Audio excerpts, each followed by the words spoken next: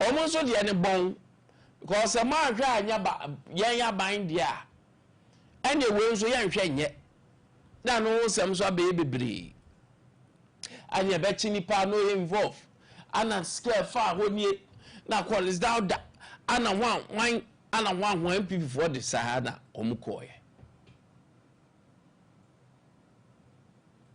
And then you have NDC again. No, so I bet Nancy. Say about always so that court issues now wait or one shall see you. Then so to wada Yasako town from say ya be another for that housing will be before. There are shall send ye. There Sadi and Sako come for. Obia get 10% to my name and contract. Now no so buy sakate. Especially say omu say abana wo so na free so enti e kire wa da wa also ba so be foforo also ba oba ya foforo na foforo no waja no no so be no so basa aja hoko. And day in, day out, we are recycling our problems. Today, baby, meanwhile, yani countries be kwaji the same loan, and the country now, you know mukwaji loan. Country now, you know mukwaji loan. Over tina country no add your baby before. Na yenya. Yansu ya kwaji bi no yenye de ende abaya agudie edida bia ye de asoman your history pa asoman we have history sada bia yenka history say oh ya hakra na nkofo we besu aye yani we mu kra na e hya ase yani we mu na chance na ti se da bia na ye twintwa ye hwanam sa distract your mind no ya distract your mind said ya no per unity your person distract me ma signal sa uwa odi be ko you no pay also me boy samon and now o for be a contractor me can say me how and you person o distract me. Enti da bia sa yentimi nyahwe yen history Ghana be mo history sisi yani we na sha asefo oh ana Indonesia ani Malaysia kra no aha kra no mbehwe abeno aha anu mbehwe abeno you or they try and get Malaysia and Malaysia for try and get their oil plantation where now let me show you documentary. I was so happy. Say chrono was on. I can't chrono was on abe. A kwano mafa so I abeno plantation no more diano. No more creativity say a region on its own. And a train locomotive ya edi bia be ya ho asema be eno sache no purposely ya de ma abeno enti omuti abeni wia no de abeni nyina agu train na edekọ ha awurade nyankopon nkofo advance na de ko baby ebetutu ho ebeye we na abeno ye sone so na de bi ye we product we na de bi abena ho na ro plantation ma obeyira awurade yakob awofo adwen no de mini baby kura ye de efiri ho awurade yakob very significant benefits no munya globally sakrofo we mienu mi wanjo mu kwa o he Nigeria e wa be Ivory Coast e wa be Cameroon awa be, Ghana awa be. Tis a West and Central Africa dear. Abe pa wa nyasem kitwa. Ye income yenya also no. And this said these two countries. Even in the Latin America, although Latin America bit to say Colombia for Colombia and Ecuador for some countries we omu a lot of money from Abe. Yes, make I had everything. That you were be a chain a poem. That's any kind poetry be a recite. Ewochi or say your friend Abe. Me won fa so pi ye de me yan kwan ene wo oh ache odi bo am refi se mi wu nso a ye nya akokoro no bi e de yan kwan ana de ye nya den for nsanfufuo de unse sanfufuo na ye process be ya petition no ane odi bi a hye eduasi ho no abe na odi bi a hye eduasi ho bi de ba ho gani hey, I don't know. Oh, God, yeah, guy too. I don't know.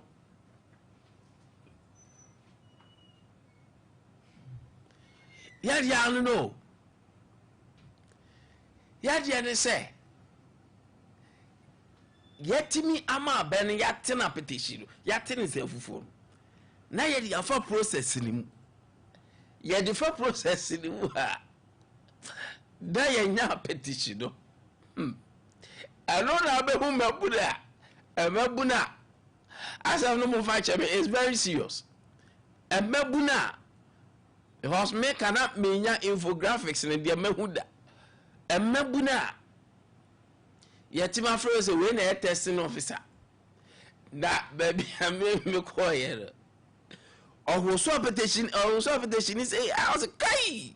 Where the original? I was answer. And then the money original. Or say Tom Good, and I'm say, Thomas say. The Bible say good and you know, and then Thomas no. It's the testing officer no coil. Already I just say, where the original. What I make to cry say what the sugar cane ye, your dear dinner dry ye, hey. Why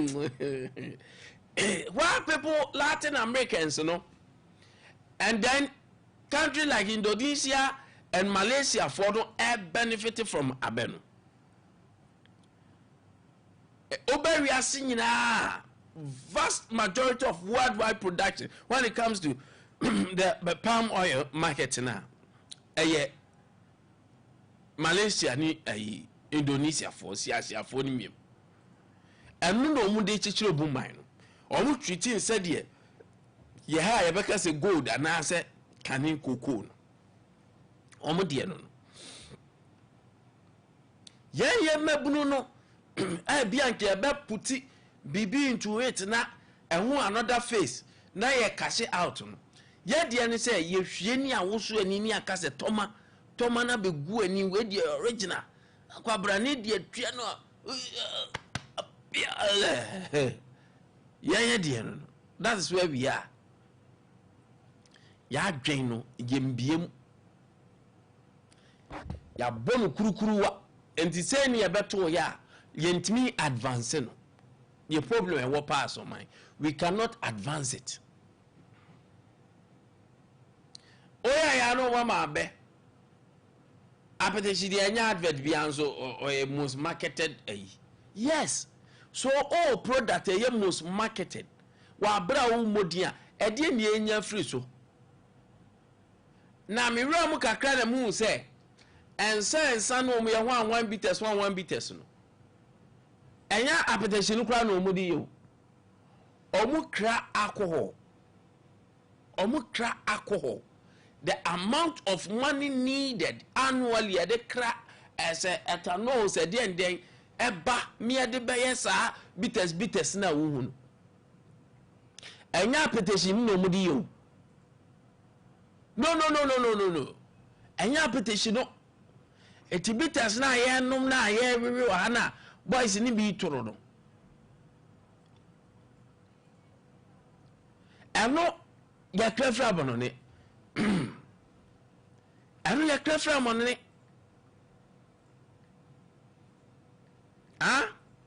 ya krafra monone and the amount of dollars yesesa ekope no anu edin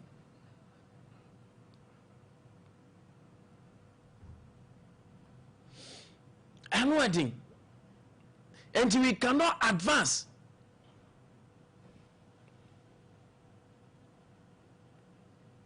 Yetimi advance kra na enwa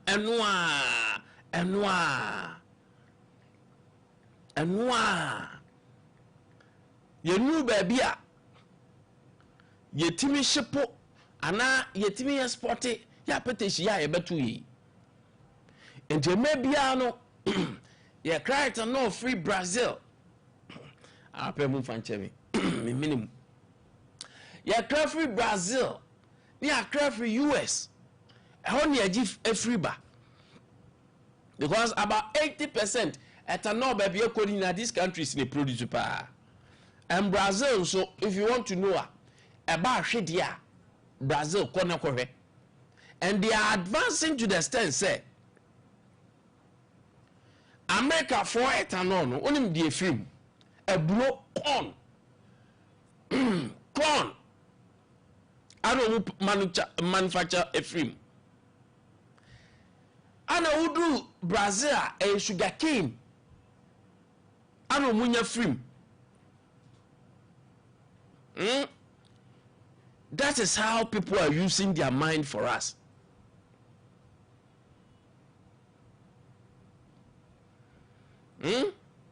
India etimi bakakra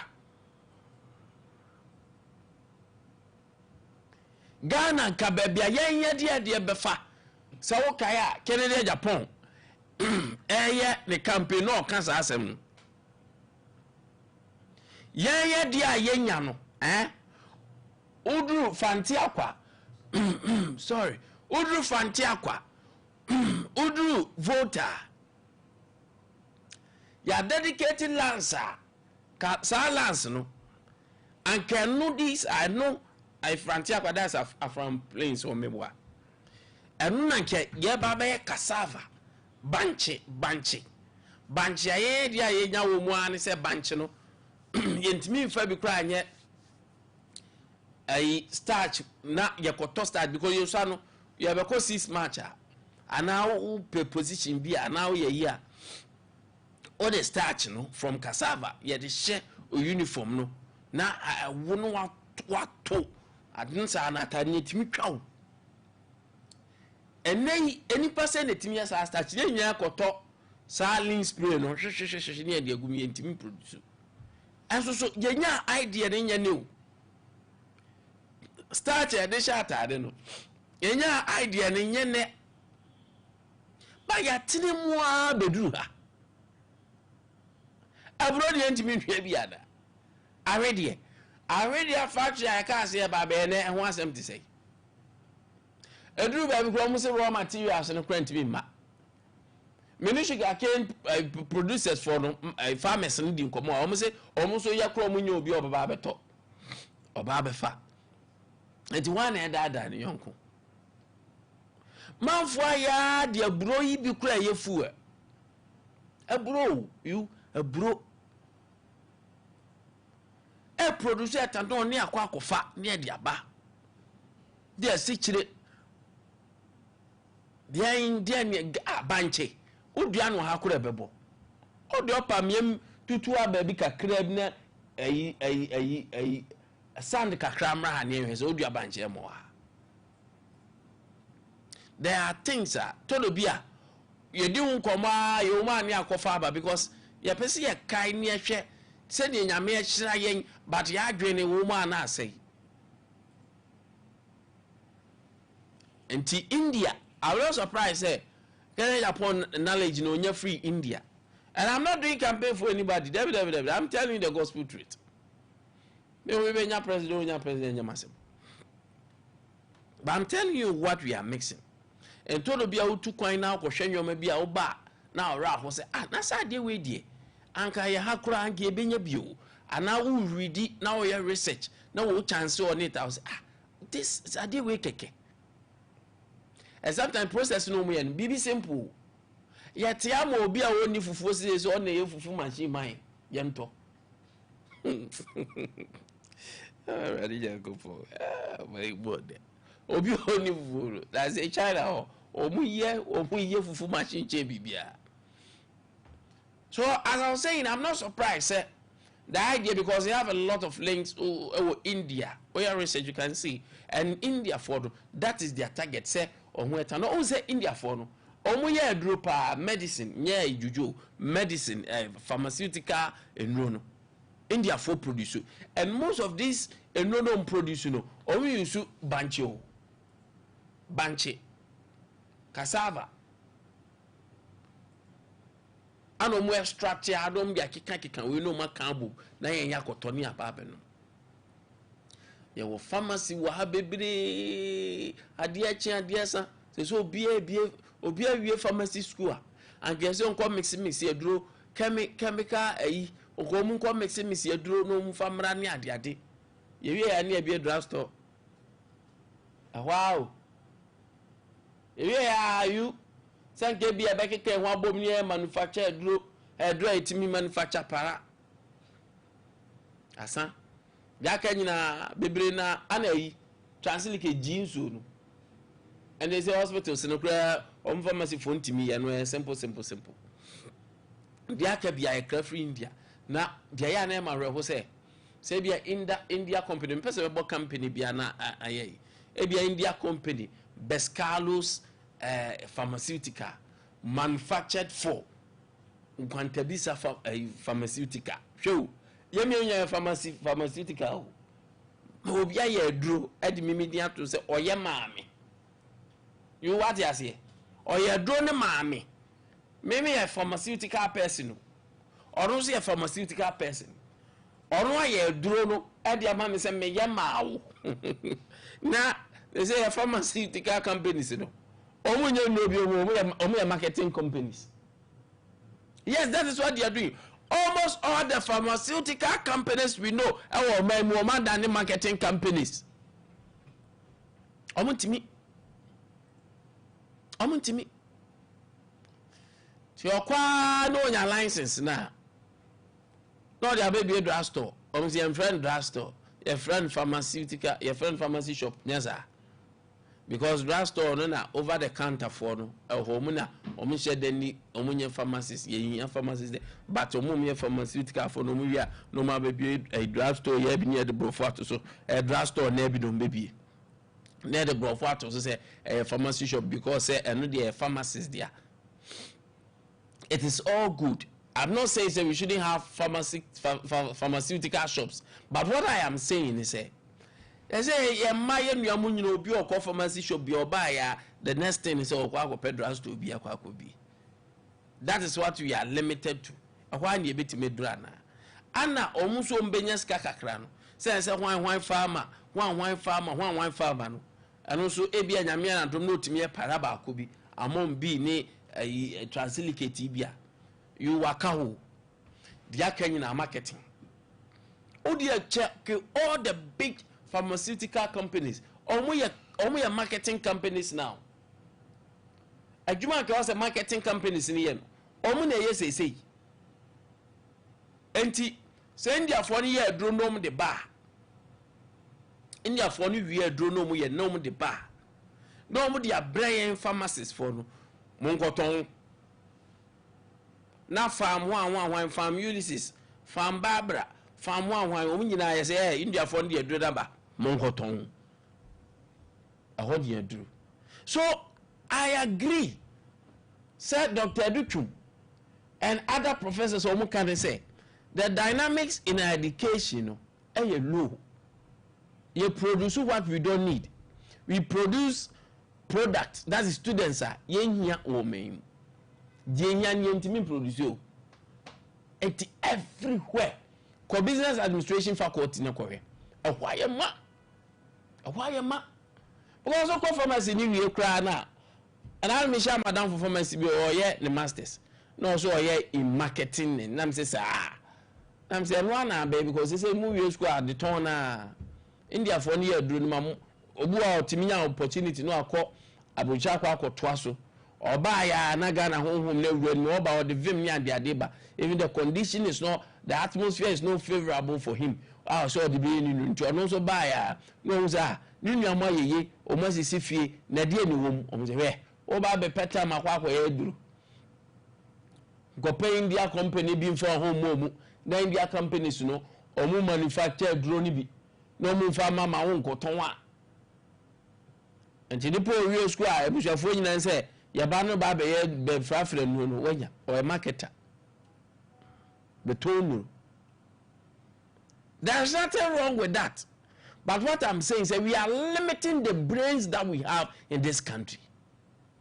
We are limiting the brains that we have. Ana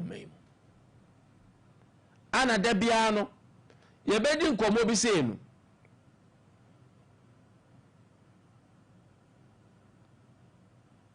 ye bedi nkomo bi se ye ndi o ani achiwe ani adwe akotum ana miracle kura ye ko ni fie kwasiasem sa miracle kura ye ko ni fie na ensu ayi afa ne nyoma ntina hwe ni ho eto Maria go. Eto be a what ya was what is wrong with us? E dey pa na e haye. E dey me pa na haye. Hwe business a ye betimi anya free ni dey jayo. So mo so match coca. So nkoka ndi amoa. So nkoka enya yi coca ayo. Ajoba ayi nya chama coca o bi. Coca don so class o yen sentre adwumen kakra ko ya nti pass yi ono so match no ano mde abeto free cooker enti da bia ye de free Nkwantabisa free cooker free we na ebi nso akone de ade ahwehwe o mutemu election ase don so hospital don so na hospital just say what is wrong with us just say my seriousness no form just say enzewunu nyoma nyanse nim kwa ne akonwa etom kra o ba adwuma kra na obuafu because we topics our producers and the amount pass and ya beka aropa me ba me producer say omo yeyi mraka abuaje na anam si yeyi mraka abuaje a eno ede na me de yeyi mraka abuaje a babra no ede na me de wa bra me makwa ko unse nkofo aya abe no mu transport di Jessica di develop omu mine yen boys tia anya da ne testing officer anopa we na be chese apetishi we your original ya woso ani toma we ani udi gu we mu ade be ne kwasi asem sa na ya betena se ya yimira kwa boaje me fanye dey na me dey na ya chikoka oda any disrespect ya chikoka why ni titas ye nya china anu me ya dey na me ye. The only thing I'll talk small about it and say, it's a human rights issue. There be a macaca, but it shouldn't be a subject matter, Barbara. I also waste your time on this time while young yes, I was here, Juman, I'm okay, Juman, young fire wishing, a buy a can't move on. Anna, why remark as also remark and so not say century new. Then central from the only position cried there. Says the me.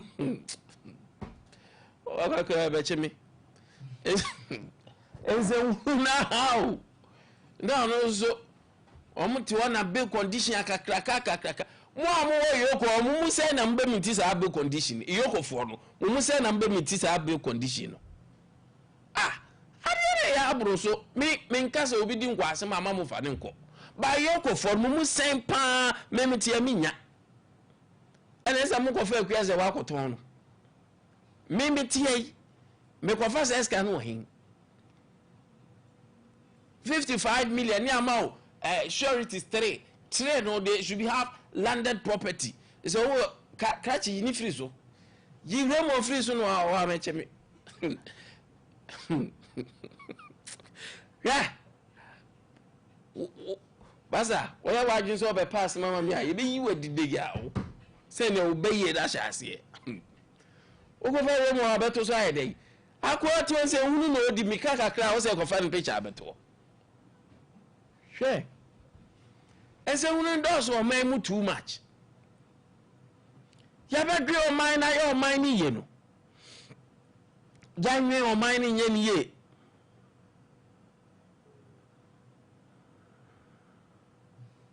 January or mine, and your mind ye.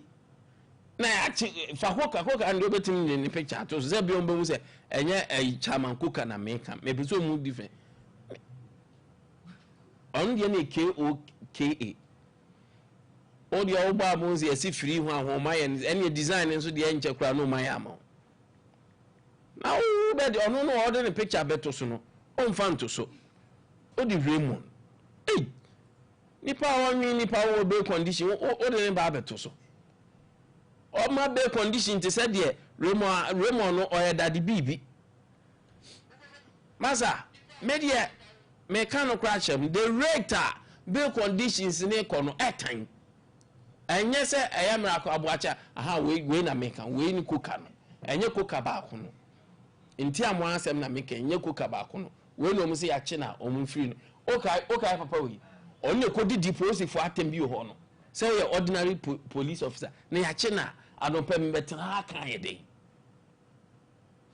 Ya china na I don't know any subject matter me. I don't pay me wasting time. I can. Ya china see a chino. All now catch a police for your ordinary police officers. Now umba power in the really umba power. I can't be with smoothness level. Now me where I'm in talk. And you know ye. Koka no ba kuti e kama ba kunsun ti e kama. To one difference now you see. Baku enti amoa kwa amoa ati. Me so yini so. So that is what we have to talk about. Kwanye befa so improve on mine no. Ye enisi ma amanyosem no centered on the amanyosem too much. The BMPP NDC ana Raymond abechiwe iyokofo abechiwe omuchie no ya MPP for say free him no omako demonstration enkofo ekofo mkro nim de ntie mu ho obi so obedi banku because ya so mu nko gidam na wu gidam wi a ebe mam ska akoto banku kwasi asem sa na no pa discuss it. Meanwhile we can research and tell people say they are no pa me say oko Indonesia, oko Malaysia, oko the Latin Americans, America for no omo de adia ya frano abe enya sika omo hwe kwan mbefa so de ayefu omo hwe kwan mbefa so a yenya mrantie na omo ye science for no ha no omo wo so apetition no tomagu ani omo say yes we dey original. I don't know what's a kan wasem. I don't know what's a kan wasem. Enyo obi a me ya che no. What I say? So we have to be she said we have to be deeper people. We have to be deep thinking people because hey baby ejina no enye aso man. And ade nyankopon ye liberate Ghana say liberation na eba ni say and say MPP for mon cheche NDC for mon cheche MPP for the mum.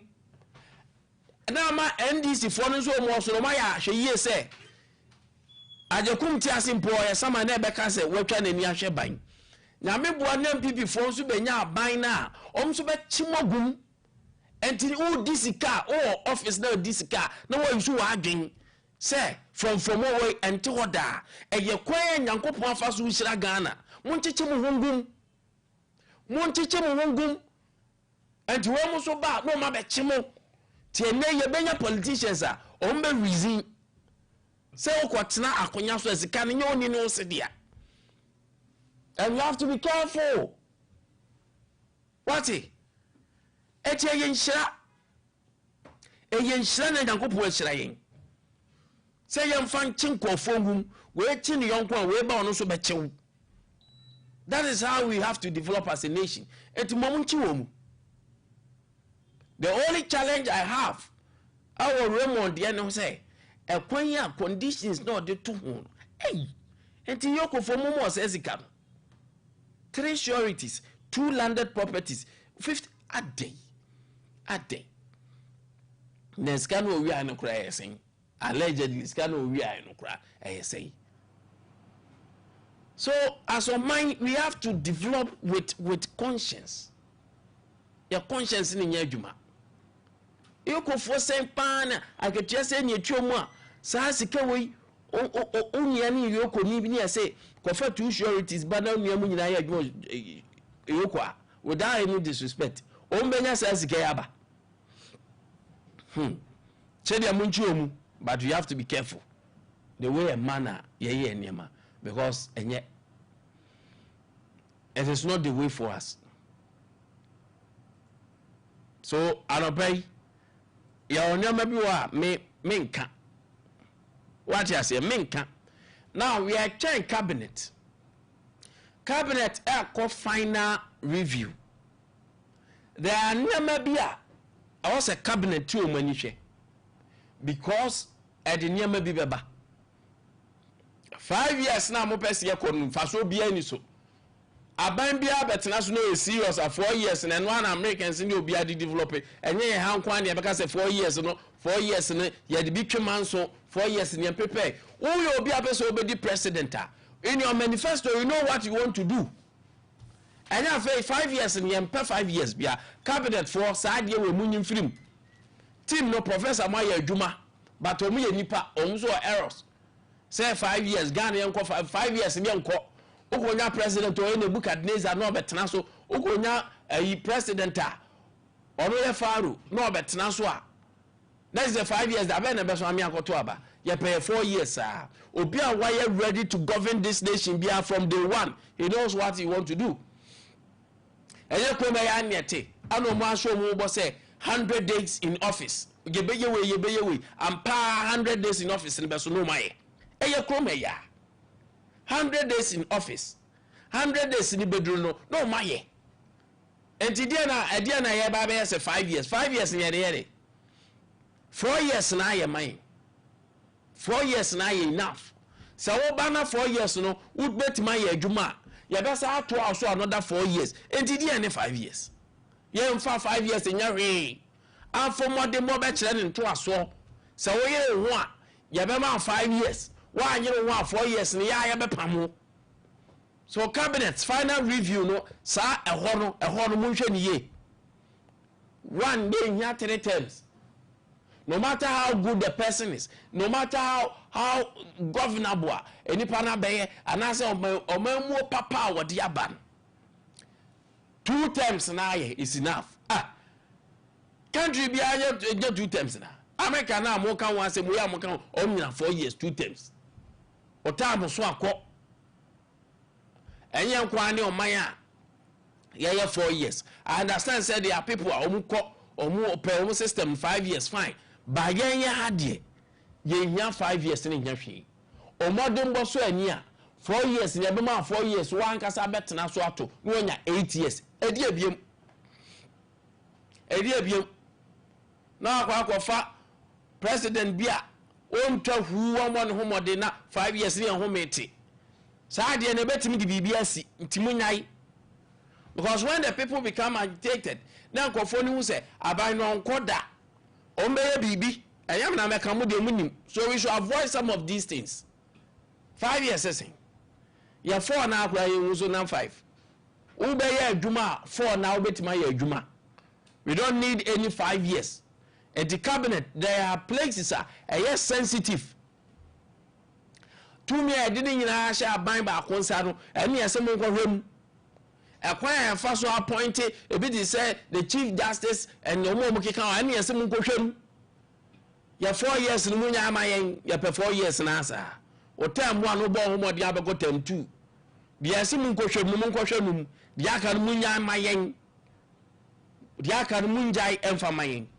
dia yese ye no koye no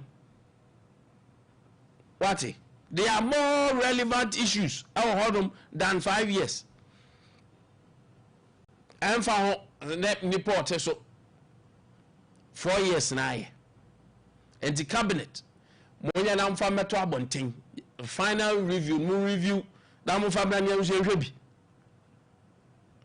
ya yi bia wo main yemu enwanu na ba o de 5 years ba na nyame amfa kwa mu na se eripa no yakofo obi a ono se nipa ni chimu odin na obetre o main su na onkwa na 5 years na so na yeda so ha and you think say better no you're not really that you're 4 years na yankoni sa why pay OCP Ghana Ede fertilizer abakwaji bi ne fetwa season no because seni ekua adwuma no say aircon no say ekua adwuma no uye ni ya uye kua adwuma ni eye nko ade a ubetimi anyamfa so ubetimi ate so mfa so bebre enti OCP fertilizer do pe ko na ko gigi bi ne fa ball land no mo amodua vegetables mo amodua cereals odua nya adoa intos moko ene de keka ho ne sa to so de ni nyina ohia OCP fertilizer bia odua mo ana eburu cereals no so ohia OCP fertilizer legumes kra so ohia OCP fertilizer na de womini say mo amodua vegetables any cereals no emo eburu nyadoa moko intos ene de keka ho no cabbage money ade no ohia OCP fertilizer na your friend 10 20 10 another popular one 15 15 15 OCP fertilizer 15 15 15 mo amodua legumes no de muntieni ye mo de special mo hia OCP fertilizer friend TSP ano na wo de bolland na no pay na land no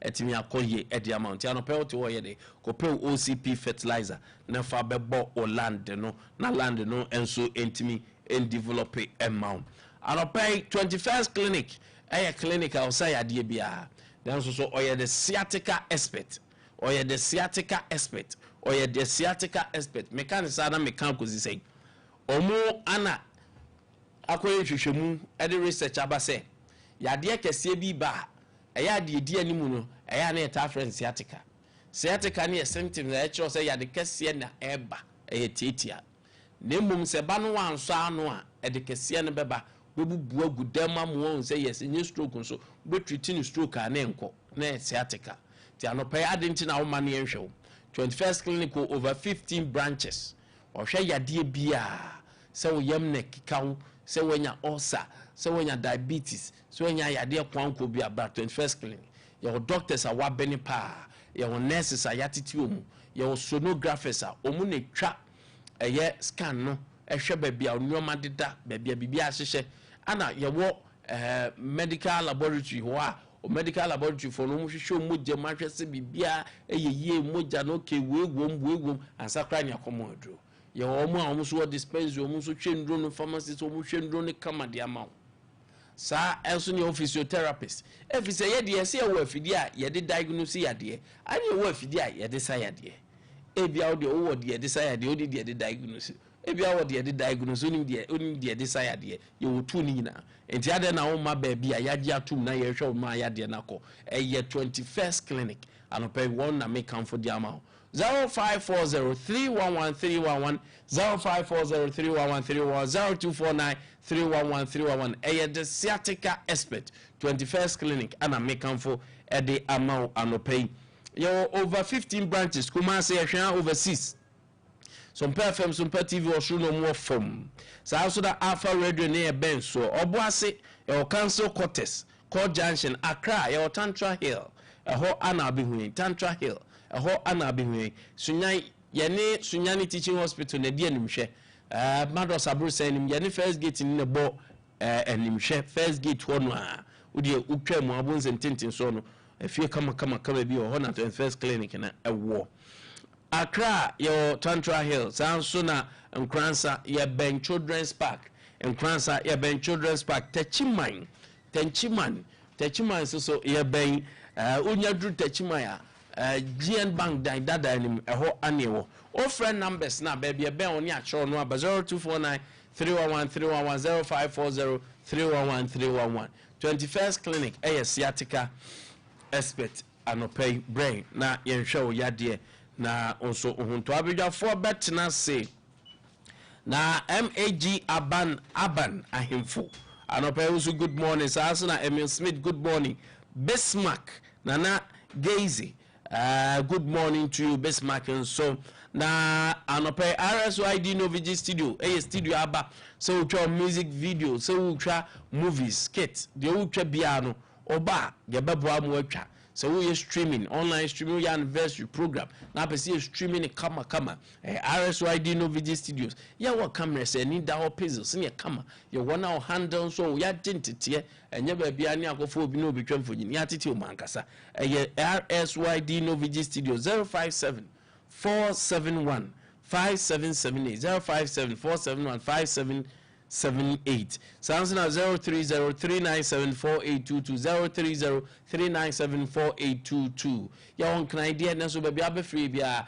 ya no bedin sa wo so ne ya somo RSYD Novigi studio malama bia se first Kokoko street ewo enkran Hanover Father Martin say about Mr. Onedi Roman Father Roman Father net drone aba say ohonam ye tititi stroke ana chew ohonam tutu ana ohonam ye omre pressure ana diabetes ana hawa yade aye kwanko best medicine for yade bia betena so enko odi anom Roman Father drone bi na hwe de besi 0247919122 0247919122 and 0552668517 0552668517 a Father Martins Herba Mr. Roman Father Nedron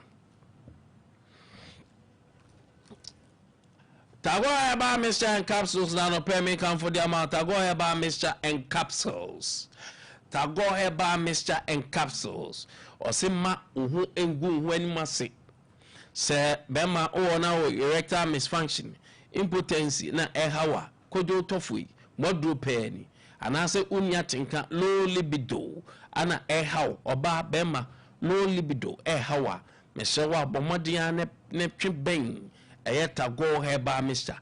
na enkama endima enti wanim na watinka ni hodia ene na de na abaye ho afenyinam etisewa bomodia ne kope eye tago eba Mr. Infections ahodo enso ane hawa ko ne ko pebi na enom na oho ento 0243 228296 0243 228296 arapa bejafo atena say Kabore Abdul Razak aka Ashanti communication team ne ho edema the New Patriotic Party MPP Sir Anthony say Evans will be joining us no wajinam ediama the National Democratic Congress Kabora no pay marching where you now so green there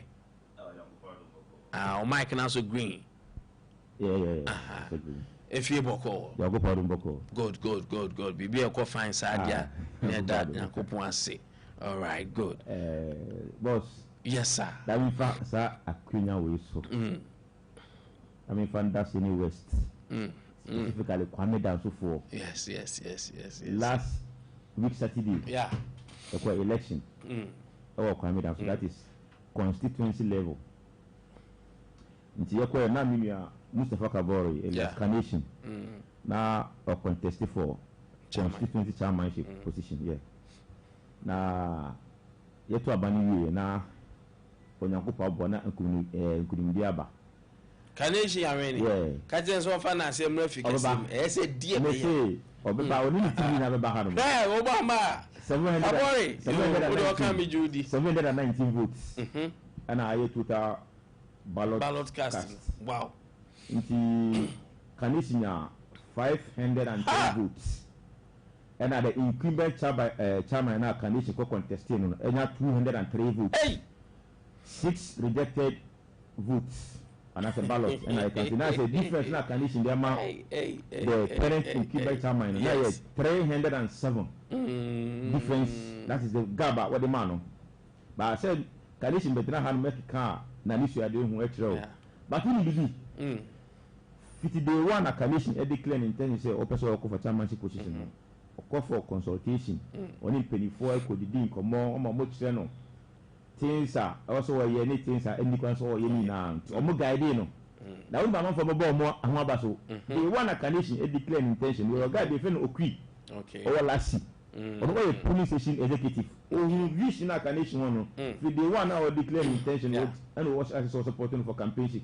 Wow. 2 yo omo lasi omo electoral area chairman the friend Isaac ono see the same thing o support condition esumo ewiamo bibia mu bush omo ko campaign bibia omo na mina ono so no the conditions no support no tell her boy be friend Daniel Muhammad ono see the same thing ono so police station secretary our Kwame Nkwantabisa courthouse ono so support no and your friend is saying Akufo-Addo if a guy be friend na Akufo-Addo no so electoral area as a organizer any team de bre team bo mu ina di lo eyo Sompa afide kesi yuso enti elections na yakọ ne condition awe ni nti say Kwame Nkwantabisa that is Sene West constituency MK condition and as a Mustafa Kabore NA constituency chairman for Sene West constituency nti boss condition ba wo ba hanumi na woni no ebe kasa ni na wo so na ni shado yin ha ni bibia no condition go nti me catch condition say won fa ni team no Sompa na the same interview o betina han ma we interview no na wo tire no shado ade na me ba akwapo catch them say condition ewo ani shado yin bebe no me kase Nana Kwame me catch them say condition ni team ebe ba han ma be dash ntina we de me prapra kwam keke ene da twen eye chairman of Sene West constituency. That's a campaign and Nyokwa. Oh, nice. The dam no I'm telling you say currently Ghana elections are yeko yina no obi ani hono ma so far so good apart from the macro no pose no in terms of this clear contest you know who be our man opponent that gap neda and I do know something Carnation was just a police station organizer or a police station organizer okay and who say a new man na course was Sene West no I say enjoy into my no fruit top or into the first contest in here. Wow, this is first contest for constituency and first contest one go for any position they are like constituency chairman into Ghana sorry you be the youngest a constituency chairman the whole Ghana what you can listen to but the bumper say voter Sene West polling station executives electoral area executives council of elders patrons GDA omunya eto aba edema Carnation as MK Carnation Mustafa Kabore no na ni suade hu obe deliver no successfully ade ama obi ase de be ya the next time also kono obi kwampo ho na sepia o pese o ko contest no kwampo a because of enyima pana oye no you will not be able to go and contest him and na ye catch am for say we are praying say Carnation will deliver and he will deliver the good work for the people living in Sene West constituency that is Kwame Nkwantabisa. Did I say Saturday near Kwame the 9 easy boss? Then I was yeah now I was campaigning the campaign seriously let me fancy because now people were not expecting us to come in do those kind of things and then those support and then those kind of electioneering engineering now engineer I don't want to say election that they be like say last days are dangerous and then say John Lee Bioko was few delegate. Of course. And she needed still minister that was music Carnation but now I was waiting for them to count the ballots now. That's true.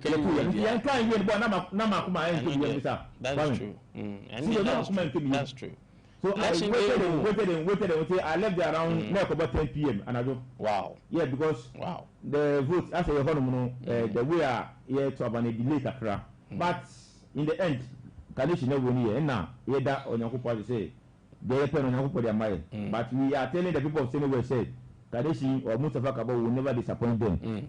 New man I own and you didn't also be a police station executive, electoral area executive, patrons, council of elders.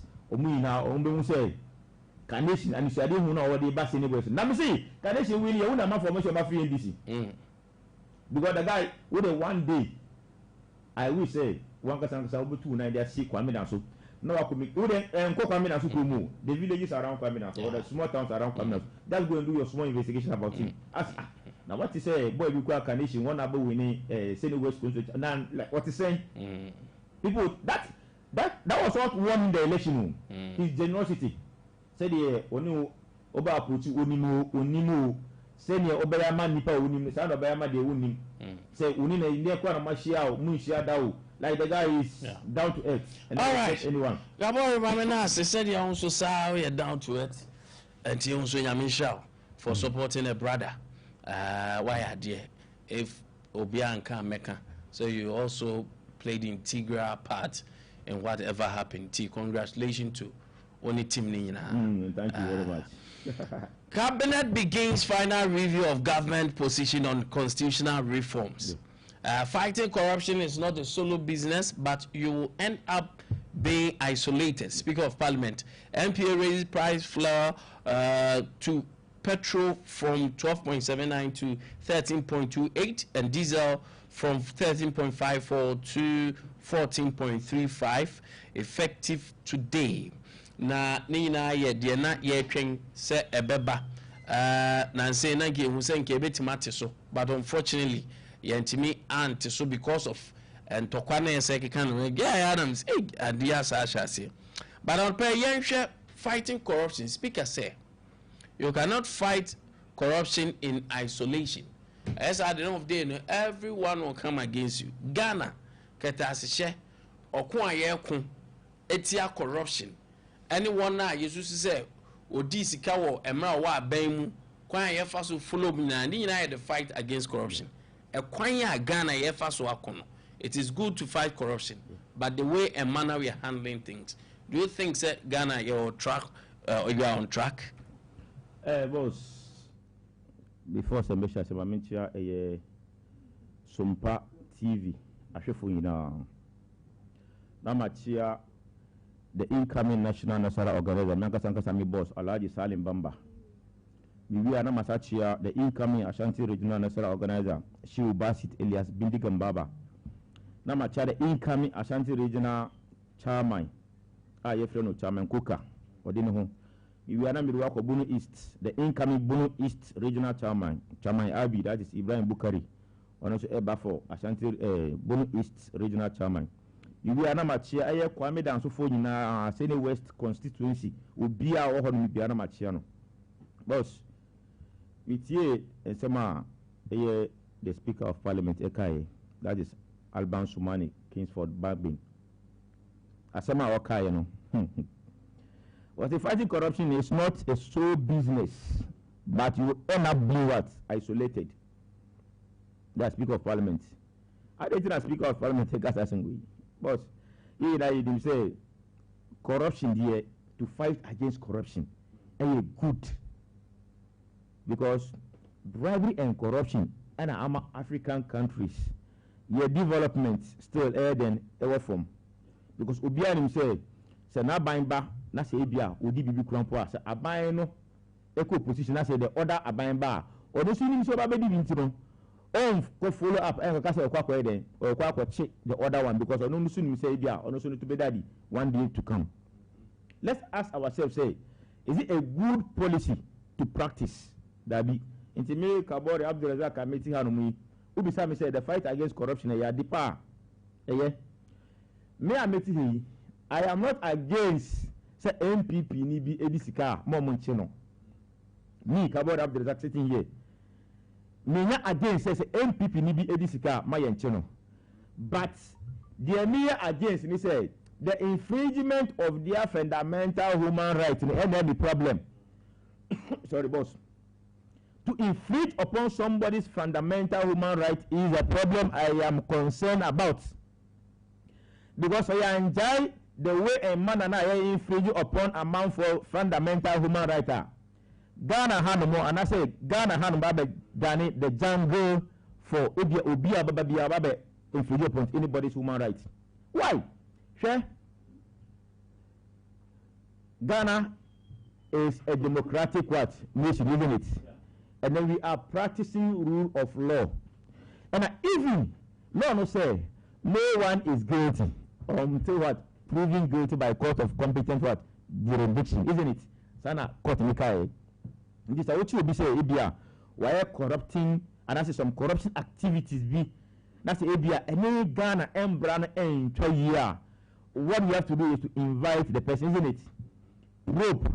If you substantiate and that's when you have evidence that actually say corruption related activity, then you prosecute the person. That is how it's supposed to be. But to the extent of arresting individual haphazardly, infringing upon people's fundamental human rights is what we are against. In the MPP era, said Tamaklu, we discuss but Yan Kochini Gidi, and I say Yan Kochino without people knowing, say Abia Yati said Tamaklu. A invitation of me inviting him. One in an assistant, the Obuaye, on 5 years, and I said Tamaklu. What confirm and I said what testify say yes. Wadi o Mainisika, that is 70 million Ghana cedis. Meant for people who are Eja Ashishi or more market Accra, some part of Accra, Glushini area big. Into a to say, 70 million wadi. And a court say, somebody there, and the Yadi was me na every now some like AGV over them 10 years was a year, but a plea guilty said, or per se or co amanon, nano and fano. The lawyer said this, I didn't go. Yeah, the fundamental human rights because the background who at the Goma won't even find no prison up or those kind of elements. I was saying, treating home, no eligible number 7 jail sentence. And that is the MPP for you. Omujana Manakoye. Into Okoye, one medium. Into now, your percent omba. So, what was our 8 years more than this somewhere. But one say, yeah, law abiding citizens. Young, you see any GDBR because you say by all means, Obama 7 in any jail term. Share openly issue. The same thing. Now they were all on the verge of being trial. Into now, issue our court. Share settlement housing project with a friend is saying, Colin Zelda. The same thing, $200 million. Share Adukufo, Komna Sir, Unibank issue. 5.7 billion. They were all on the verge of being tried. So what I say, Senate issue, no, the same thing. Communal for the same thing. But communal for Attorney General Bakati so communal for about 60% into an issue, no, or might discontinue, and all other issues and all other cases now. Or we now might just to say, or more some corruption related activities, no, they were on the verge of being tried, or more anything by honor on discontinue all the cases. But I am telling you today, say, see that many workers saying, and this is for by or Mabati, a man for much years in job or market, a man for material, as in job or market, or much a man for be share one, or say, as he be, or Bachino. Look at the way they arrested him and look at the bail condition on return. So 6 or more the bail condition, I say 800 million Ghana city bail condition on return. So see now, many way to way. Yan kind of couldn't my home. So this bail conditioner, Muntekano Barak, Alban Bagun, only the current Minister for Education, Haruna Idris Omoka say, these bail conditions are more than air to my MPP for you. Can you say 100 years, Crampuna? Party basis, the party is also individual, that's a more true, that's somebody's bail condition ready to Mutiswa. Will you be happy? So these bail conditions are just something to punish the individual and infringe upon their fundamental human rights. Say bail no bail condition on their human rights. Boss, for example, when incident issue Saturday, last week Saturday, Miracle Dennis Miracle Abuaji. Dennis Miracle Abuaji, you can go friend firstly initially. Say Mungiano. Na ombra no ombo boamu into certain things amomu susu say satam na wo ye woka say friend saying woka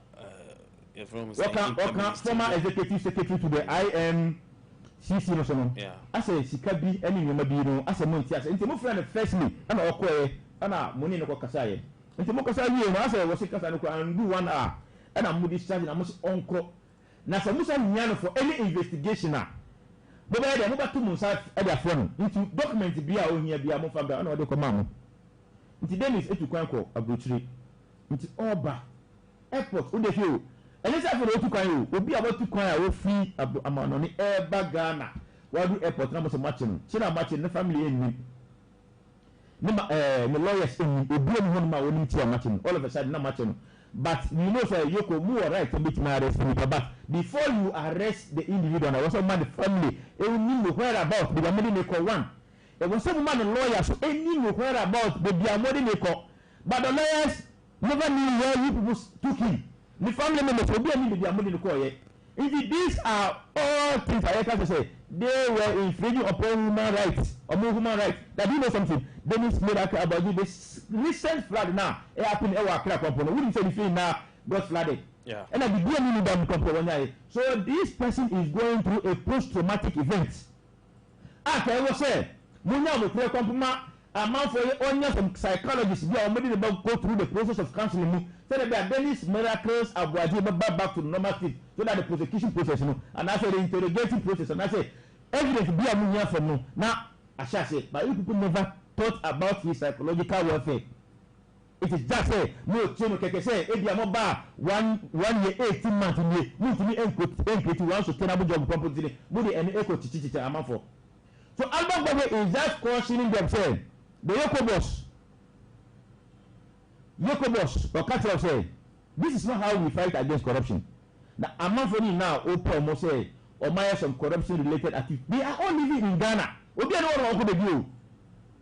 Obi no one who dey be. Hwe Osasi dey or Ghana, Dennis Miracle Abaji or Ghana, Tamawu to me or Ghana. Edwin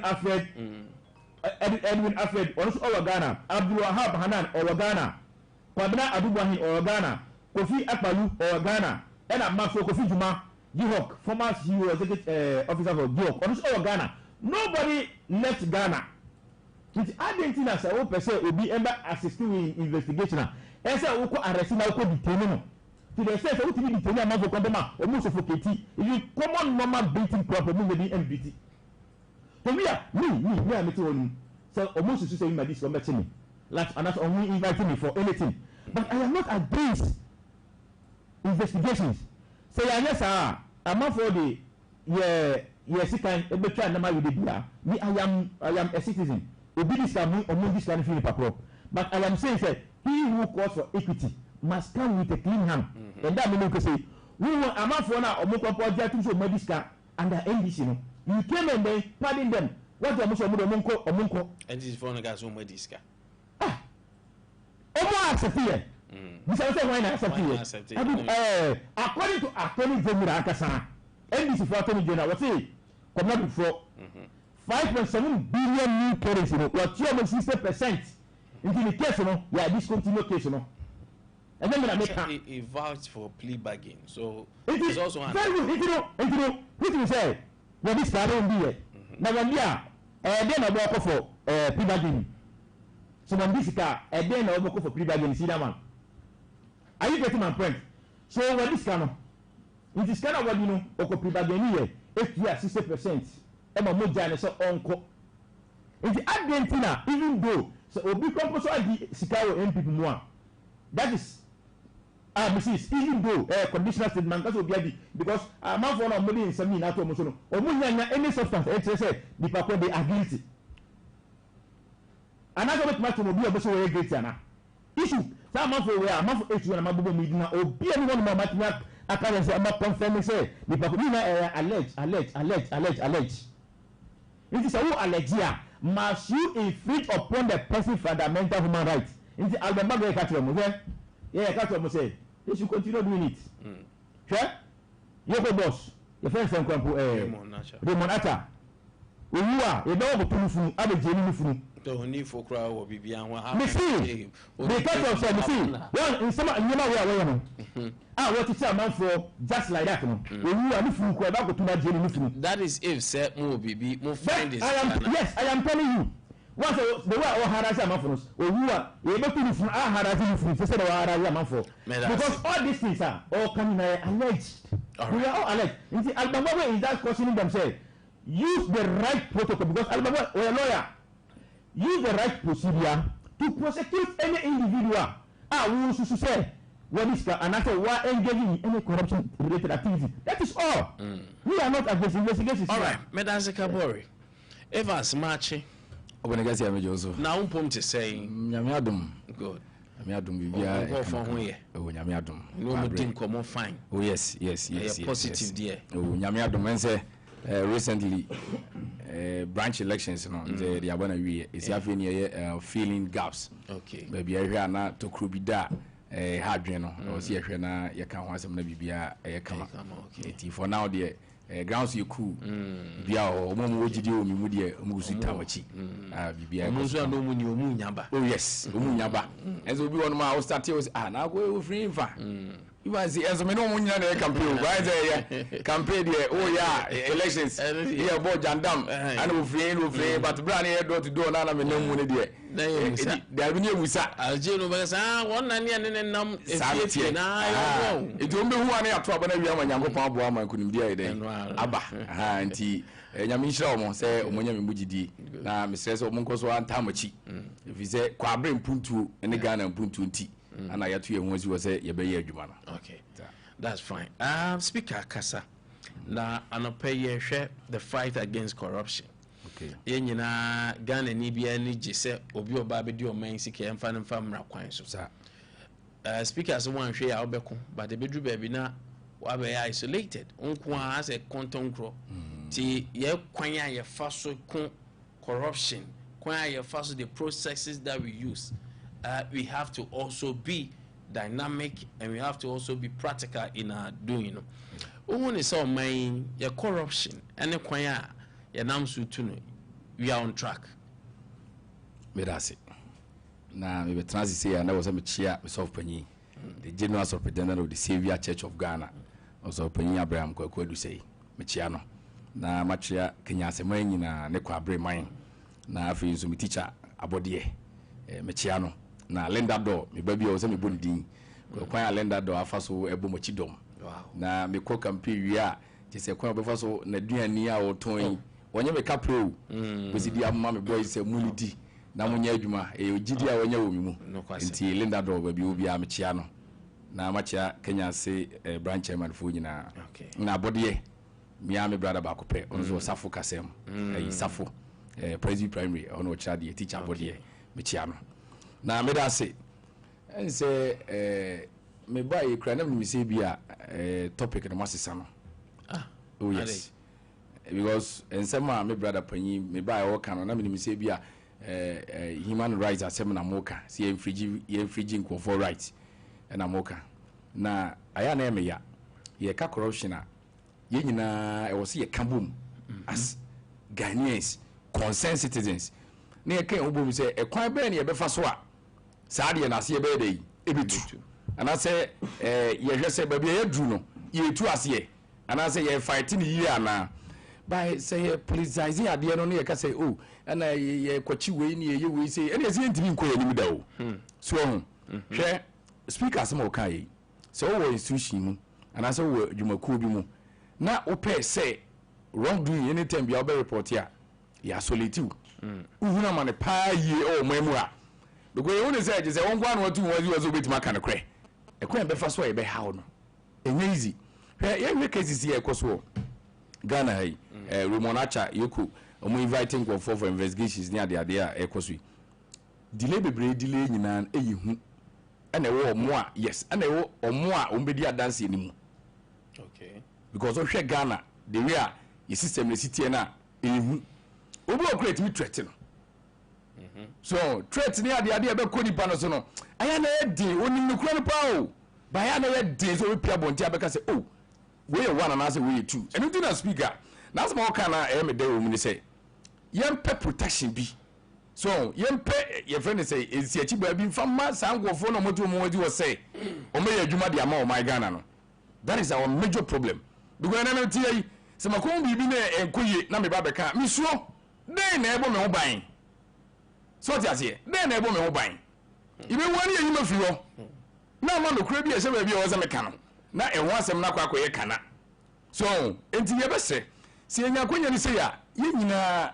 o ka ho bi be ka ho bi obi bia ka ho bi ene be djuma fight corruption no so si an fight a ayana ayedin ana me anya adwen say we enunua ene ne ho bon wa asem bi mu dia invite na ye tibida ti se de na menua yikan ye hwe chairman utumi case it is alleged ye nka se wabokro no ye nka se wa yibibi but ombra de dia to ni tri so ne say onu mo bia o ye mo ska se fa kodo aburu ko ji ska se ko akodo aburu e de abo my Ghana aburu no wa no anasa aburu no wa mfa mba bra ne be chichirim unua the right I infringe any de here eti ko e chama utumi nti ye ba ne afa V8 wo se de na ya gina baba edura ne wo gina montini ebusa ne kwehisa na dabi de me ni enu ye di bone anasa ye bibi a ye be invite ye se ma me yi ano no sa process na ne wo so fam did you infringe obi right okoye wo so obi bu no chama utumi about abeka so okoye yokofo chire che dem papa na zo so they are complaining about the bill condition and the system boni obedie no bill condition ye de ma boni obedie no e ho bill condition ye de be ma na memetie yi na yemfa ne se asemka makobu obi a 1 cedi no obi abu obi a $500 million na be ka tell say me ni bill condition en goye pa me nti wase obi otinche bia be ka say wunni de woka eti boni na ya hwe boni na wodi no hwe wokwa kwaji esika say wodi kwa kodo aburu for a gift to award dey 81,000 ghost names anodin just say ade no ho ni sika yemfa ne say bona odi ya in fact the bill condition no enkanya no de omde tutu ni so it is here to so e oboni ya udi ye no e ho bill condition ye de ma ho e sa ne tie bebe ndi ka say oh ana yoko ye ba ana remonacha obedwane Africa say edi we na anu before say omozo e be fight corruption ni bi no we see am obi adwuma independent body ye wadwuma ye investigation say mimi vanzama diska emrani ni muni say di bana ma sha say threaten o mo pe emom 2028 no ma sha say we threaten mo threaten ene nyo no ngwazo na ka o before nyina communicate majority of the communicators omunya kwanya na ani ye ba di so odwane ye ba di so otowuram musu preach say corruption no ye ma ne kofom eti they are not ready abi before you ready say ye mo akwanya no momra oman mu amebu oman no because see you obi say we independent body on fam ran nya adwuma on follow due process no threatener it means na you say you can say mu discan e yampa say nya ampa say mu discan dia nyi ni panama nya adwuma o se mira ka aboaje okwa abuchire e no bedru airport e no mkoche no first you invite no okoy e no oba ari ya cheno yes anatie correct first no o se invite no and atuto na no se boy me anya investigations no odi two kwan no two kwan no kwa aba investigation on here no e bi che say unye but bra ne be ya dey we because abo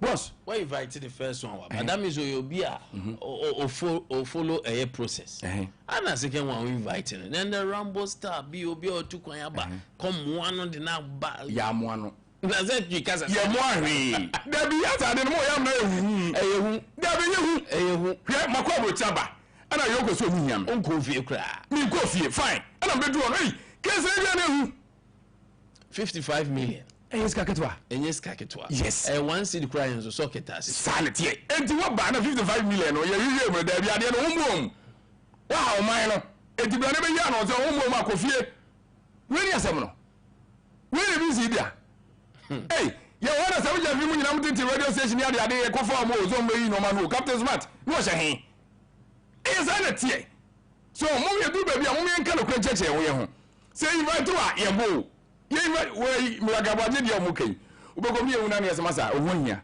osifo ma ne so ohonhia yanko ne ko yi no mo ya no ya bo no ya che no ya here dai so as a Rambo star am say ade omukai bi mari ase ya ko chi ne mo ano ne so ne pa chi ne ye ma nante enye zo ne tie wi ti kwa ne nte o ne ko ye Rambo star be ko le ko ya no ko ne se da bi nsem no ye jawo ma ko fie ni e Ghana mra ya boy ho ban enu ne nyina ye yusu so ti ase hwe na me ade ba kwa ya na ye me ya se me ne ba na corruption wo kasa me MVP ni a hom kam beta se kasa me si mitrase na mama me wura ho because of man who are National Cathedral amana ye tutu ho emfa so die bia mama my Ghana $58 million. Masa, I know what you. Ya bon manika, ma bon manika totally. E do ba na remo acha mo ni remo ye yin nyina no. Hwe, na kama di. Ko se ye nhwehwe mu hwe. Ye nhwehwe na se nipa ni ni fo. Na se ye de ni kotum dia na kama so ye gina. Si da bi remo acha wo se adwuma no wo se Ghana, wo ye ni sei. Na threat ye fi hefa. Ghana fo ntie omo, mu ntie MPP fo na omo 2028 je mo makonya no medi o ma no so no. Obi a wan na adwe say obi a no bo zika se mo be mu no omo threat no Ghana obi ntie omo threat no se e ba dis wo dwane wo wu kura be tunu fu me bra yi na kai o eni po di no wasi o ma Ghana o se wo ye hwehwemu ye sika nkofo adie omo mfa mra back me mfa nye o man ni ye no hwe ye ka interchange wase mi uri se Ghana adu system a ba bi adu no e wo se interchange ye hia bebre to easy what flowing say be a cars ni ye traffic e be confirm hwe sika mo ko share sa na sha cathedral no gebet ma ye bebre kwa akekwa as apratiti akebe jere kama ye say ko ye friend say imoche but as that car regional minister say otu wana mo ufri atebubu to your friend say mampon adua to mampon yes so ni nyina ye sika ye hia e de yo man yi but say sika ni nyina no man use no man misuse no eti e be so mo say edu ba bi o mo kan mo no tum yes e kwache invite maso kofijima ye o mo tibida braga aboaje ye mu tibida chama wutumi ye enti yemfa kwan be so boss yemfa kwan be so pa ni yemfa omo ye nyom dai mintias yo because me tiko pe video ni bi na me hwom say Rumble Star I mean be me hu sa Rumble Star de course omo ye dai omo kwa na omo pege ri bandi si kan mu ana enye sa na tie da so police for be chi won hu se ni si security for ba hu se ni si why no omo de Rumble Star no mo kwa chi no gidigidi mu ano check mo ya se mo ade ye mo na Rumble Star na area Rumble Star say wo hoda e bi e wa ha ya me ne mo kasa na hu ko fo kura tuo na we abegina me ha na we abegina me ha area mo ka say me de me ko 55 million na me ka saboaje na wo bom no enye de nko ha inviting first one wa ba e bi investigation bi do point dia me ka saboaje body Ukraine na di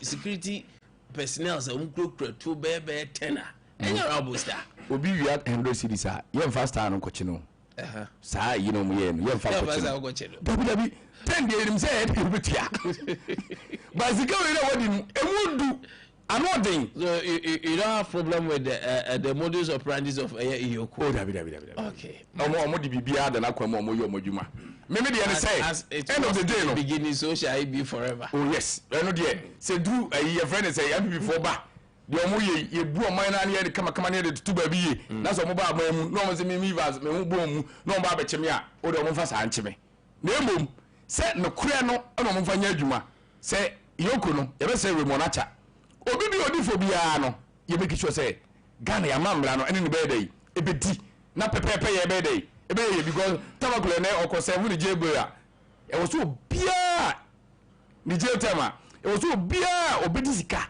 ne hu bo mu ai benya ntse chama ntumi case give to worry case me ka aboaji case ene your friends e buffer stock mu case ne ade nyina wo bia ye be che no se obehu se edipo wo difo bia no mo nye kata so mu waso e me se akofo akiri ekotua sika bia me agya nipa no na eno nti na Ghana for e di NDC e ba aban mu thank you yes sir boss uni bibi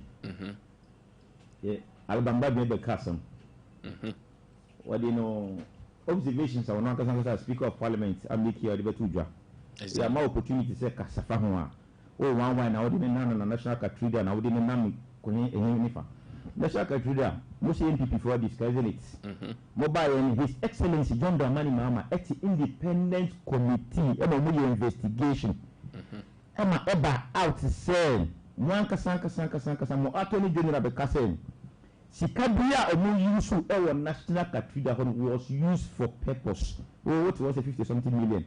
And this we are not say 90 something million. They say which is which. You have not to change. We see that man where what way. Where what way. Once the end is by 1 year 8 months in patrol match some single job on my PT. Youth will be another more way. We match me.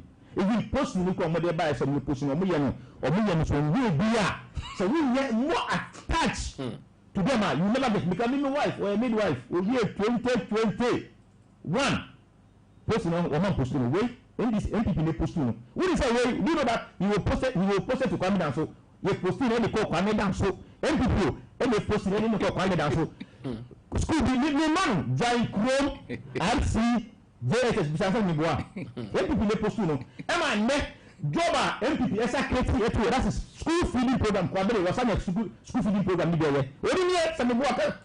Only some on Sompa new school feeding. So new school feeding. When you so be na postuno and ka sai you get postuno na na ka bi na MPP and ka o de o se me boa we deny yeah bet na mo na ka bien claim it no new school mo bi nko ka say no quality ka woni ne extra de wo sa and sian fara o di release de ba ye fa ba ko Mansir Abdulmuni the first of all mass only not one every man job and I there one and no as I'm a place of party you have criticize MPP our man job. So I am telling you they should be appreciative that I end this kind here and I only job because I next time because of communication officer of Kwabre and so you say this now now we say this now when ya o boy MPP you not make compare piano. So I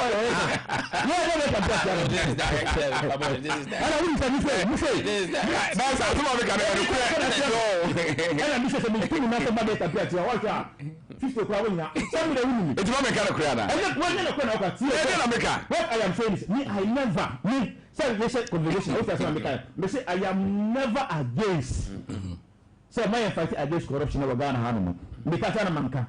And I'm say we should use the right process, the right channel. Ma enko rainbow star arrest. Sese la aba. Dennis Miraka ba do ko abote o kan bo so wasene no.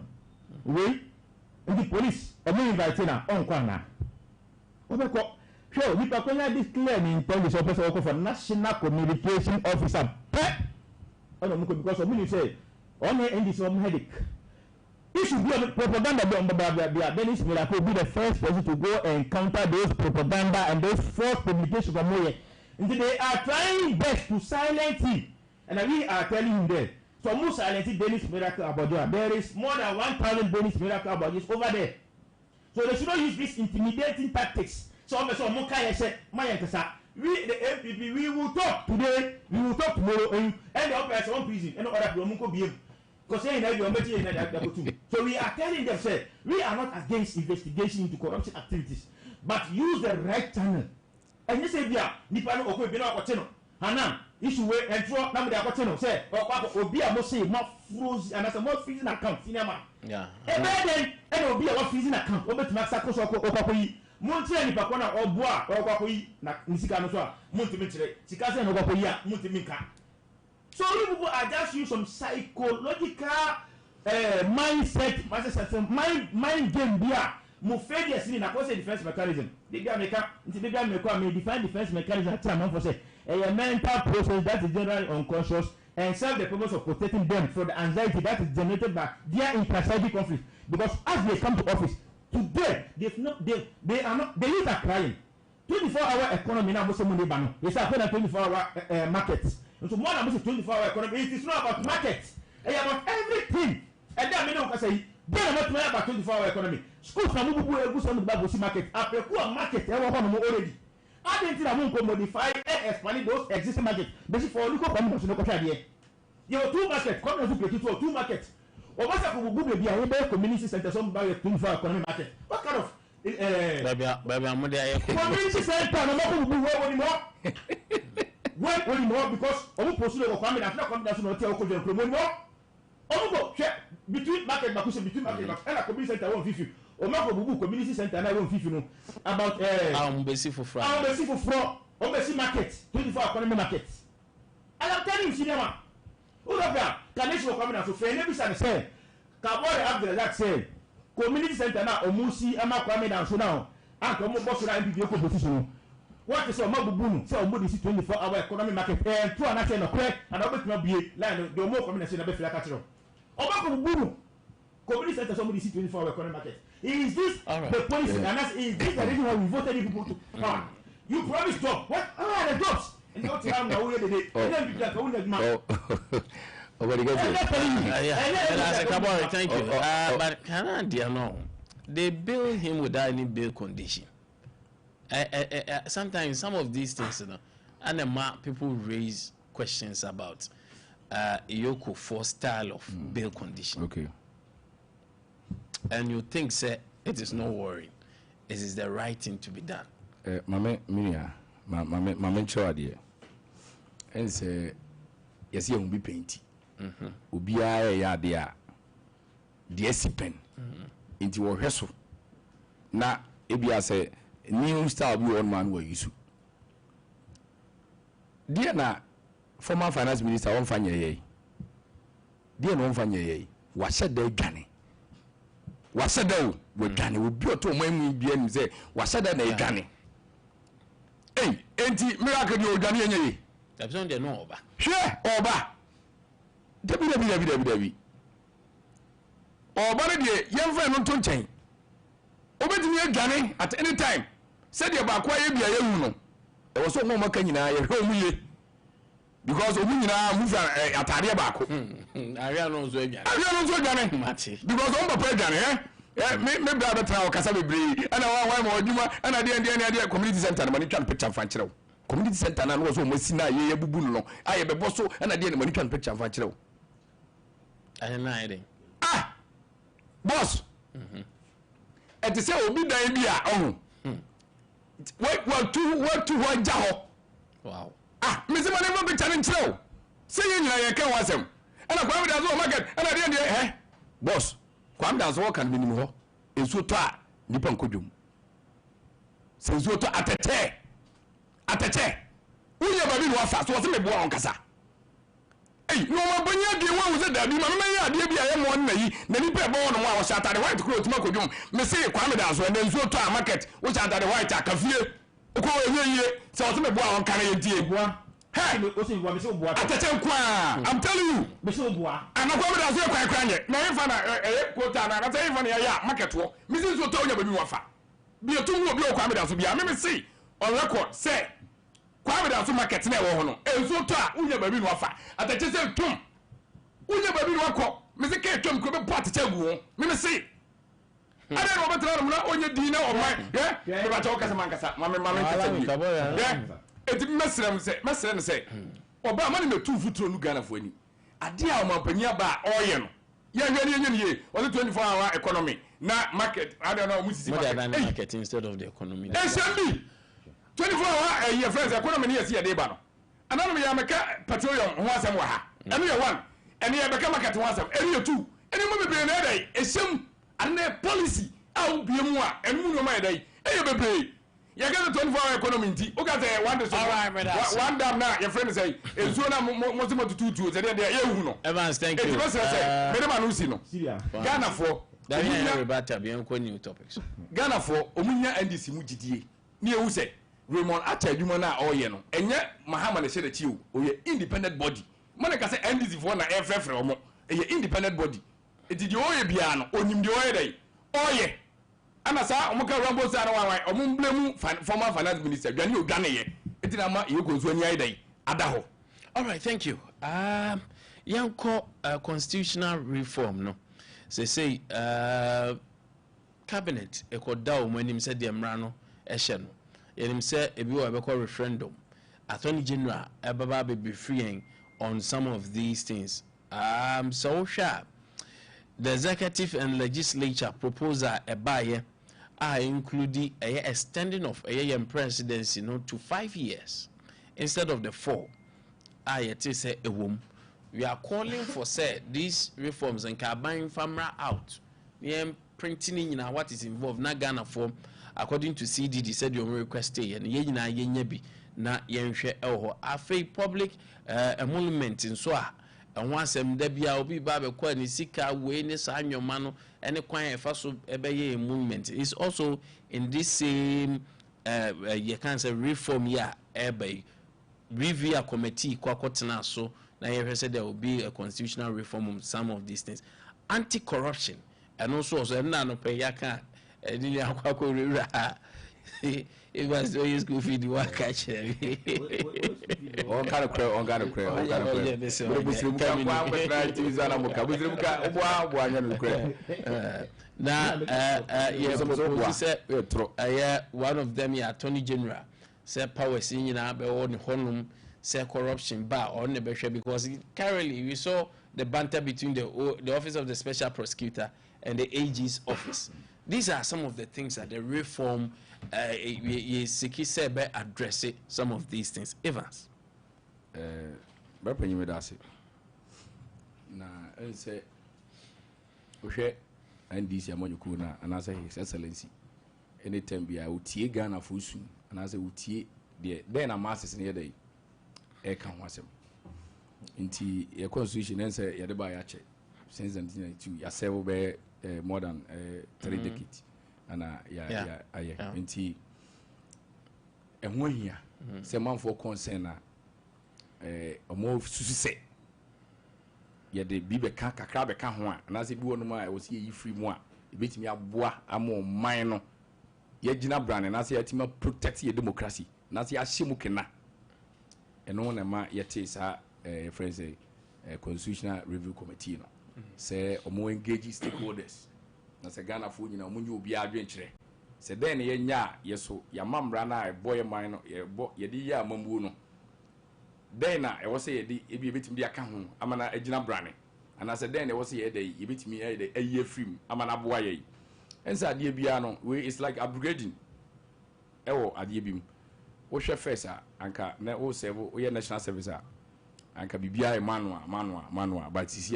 ye hwe say difference ai dey abam ni nyina ni yeyo because me kai say me we university na me ye national service na wo be call lia kwa ko diso efifire be tew ni ebi twa hwe ni ade adon this time no sa nyu mani nyina swati you say crowd you say ye de bibia ba utimi buki nyina na time a wo pese wo ko say dey be to avoid overcrowding near sa nyu mani no eboa enti me fi say adwuma na mo ye adwuma so ba yen ko fo hu ni say ade na mo mfama out na yehu ade kra mo pese mo ye asa mo ba be kataso mo maso da bi as a constitution no o ye review a ehu kakra because it was a full due process say the be transparency na proper accountability be dey e be adwuma enti okwa ahemfie kra sa asemba anaso wo hene bi ba be hyembra o hene a onye sabi autocratic no o ne mpanifo ho sei no pese wo de ba o friend mpanifo no monkope manfo adwen wi na me pese me ye se be boa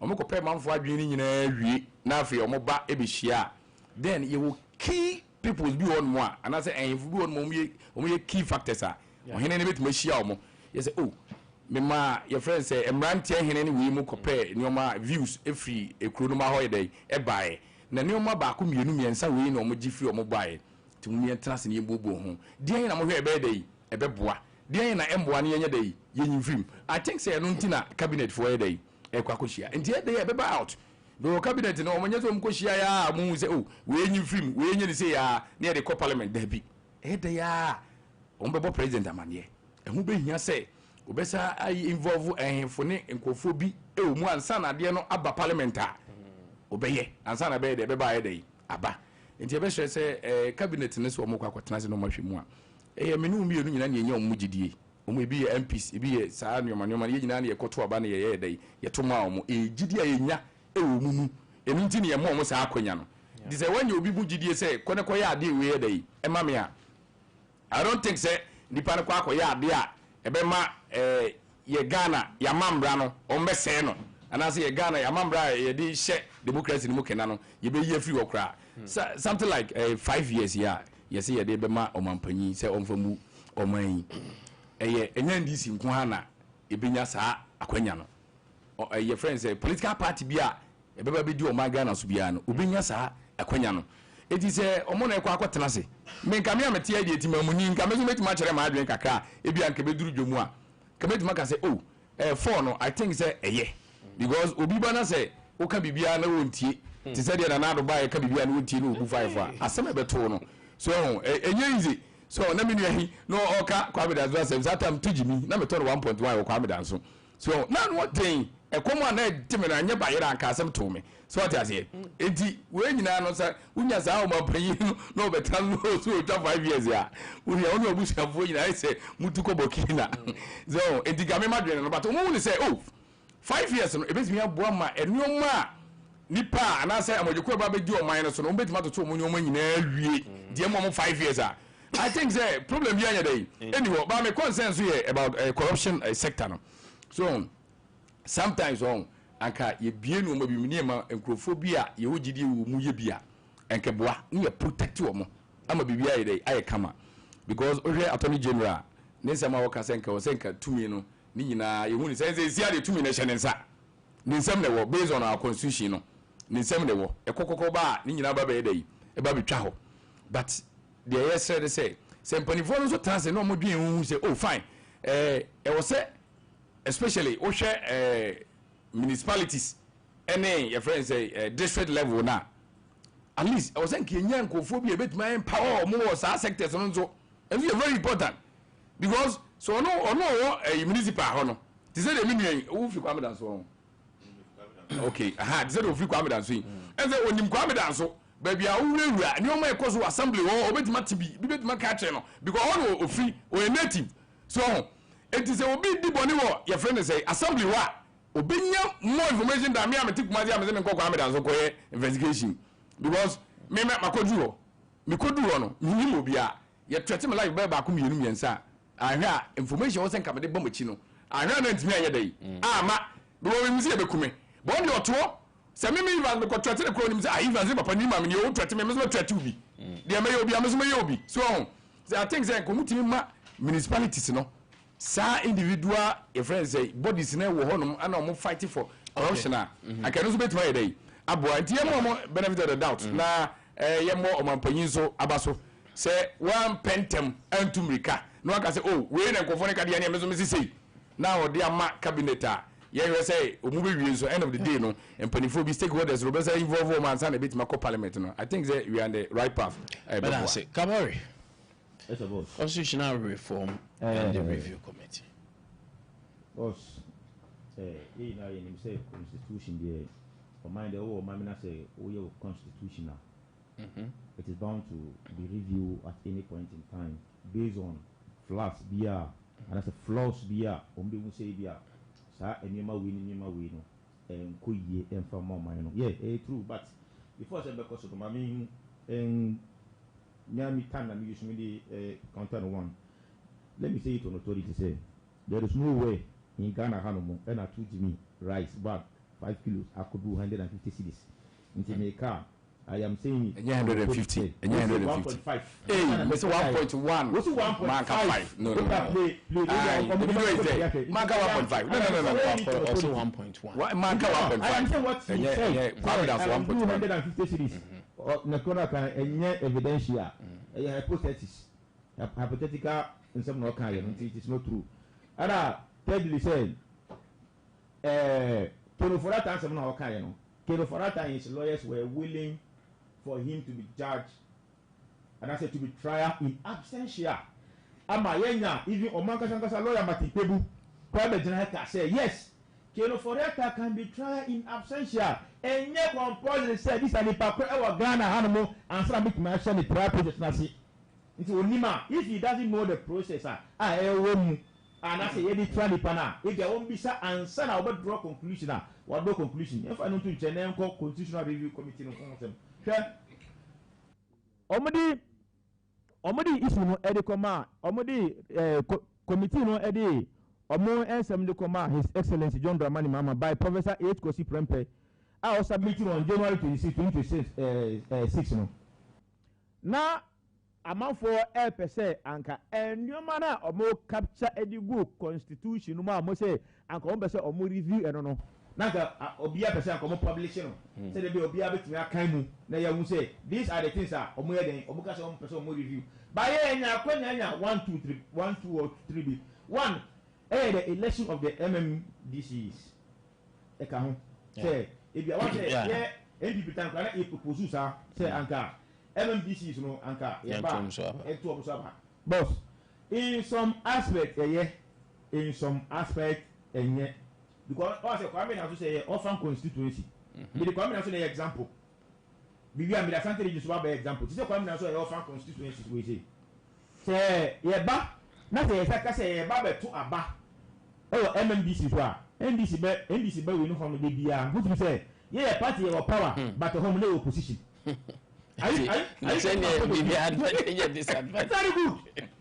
No, I am saying. I understand you. I understand what party power. Now you say opposition now. At a better thing, and I be ignore one. Okay. Ashanti region 44. And I say 47, 44, and 47, right? Yeah, 47. Now say yeah, I say NDC about power. Now all the 47 maybe NDC and Yamu. Be in fact say 2 and 3. And no more winning or more MMDC no more. Now all the other 43 na can na you want to do. I think it's from the political party. Tell me back. Yeah, that's what he's saying. Yo, say Omunya Famba. I am saying say election MMDC in Baba say Abia MDC phone call na make me contest say if their party is empowered. Yes. Are you getting my point of view? That is. Now Abia president never to say okay my appointee way so on than MMDC.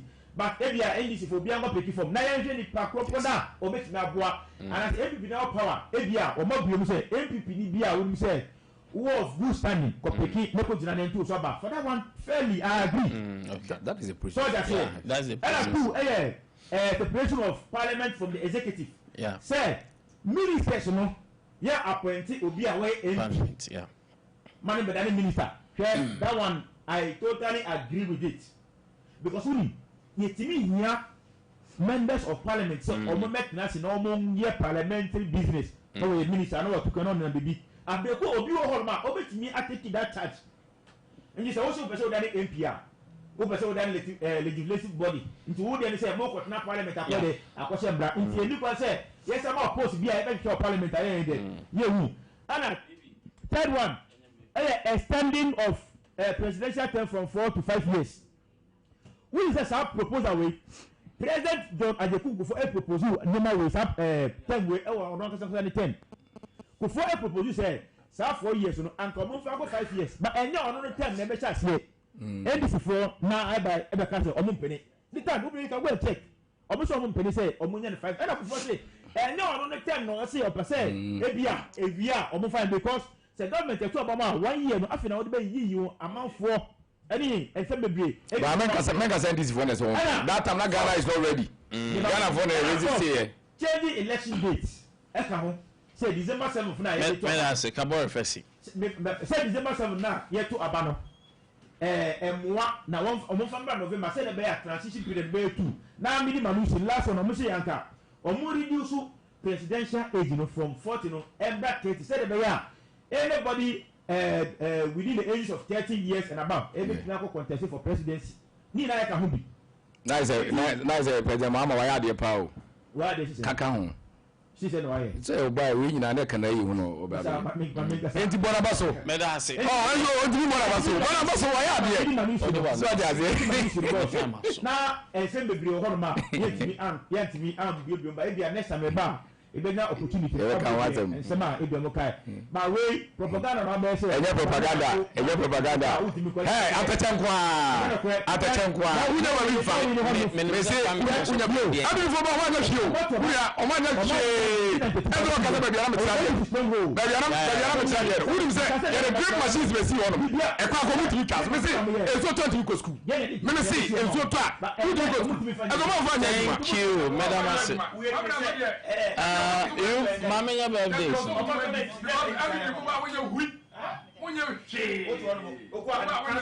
mama your birthday if her birthday is to so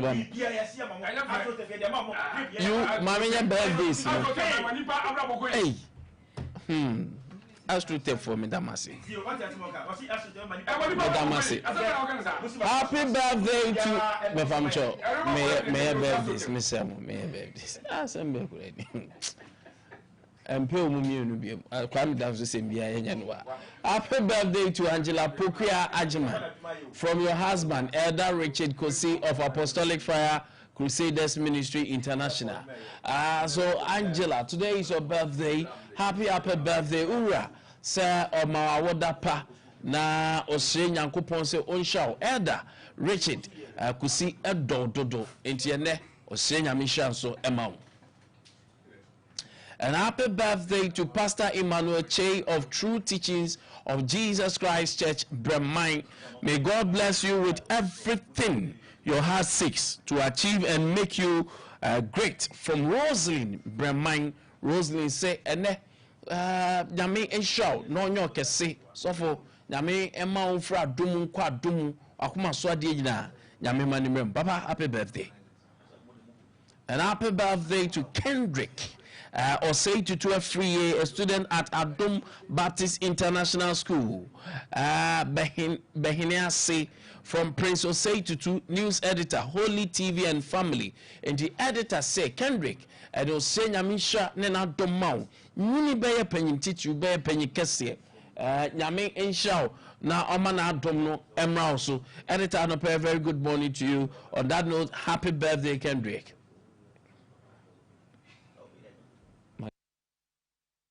Comrade Francis Atakusi. Today is our birthday. Happy birthday, good friend and comrade Stephen Osu. Okay, let me take it again. So happy birthday to Francis Atakusi. Atakusi, and your birthday is so too for Yankupon Asia and Mom. You say I'm so from Dumu Kwa Dumu. Ona Suyani is constituency secretary. Emma. The National Democratic Congress. They say MPA. Happy birthday, sir. I talk with you. Nyami shall be brave. You are a wonderful brother and a good one. We're free. Bianca Sameho and Bianca Sa Mebra. Anafi. Happy birthday, Ata. Nyami shall don't you be brave. And a happy birthday to Angela Pokia. Phaedra. Angela, happy birthday to you, beautiful one. Today being your birthday, enjoy this wonderful and amazing time knowing you are special. So happy birthday to you, Phaedra, a Kumadan, a Francho, from your parents, family, and friends. They say happy birthday to you. And today is your birthday. Okay. Comrade Umar Harris, voice of Asanwase. Comrade Umar Harris, Deputy Constituency Communication Officer. Oko Ama Asanwase. Yes, Asanwase for say Munye the right thing. Comrade Umar, or a hard-working, very humble. In fact, nipa or passion, jumano, or transparent. Na accountability. Nipa or kanokre. Oma dear someone to about the mama or call deputy. Oh, deputy dear. Also find a simple cry. As once for someone winning the Timuma Comrade Duma, or a very eloquent and hard working. Papa. On that note, you have found some this year. From Kwame Nkwantabisa, Nkwantabisa, and Barbara, executive producer for the show. Ajako Kwame. Kachi. I don't pay much.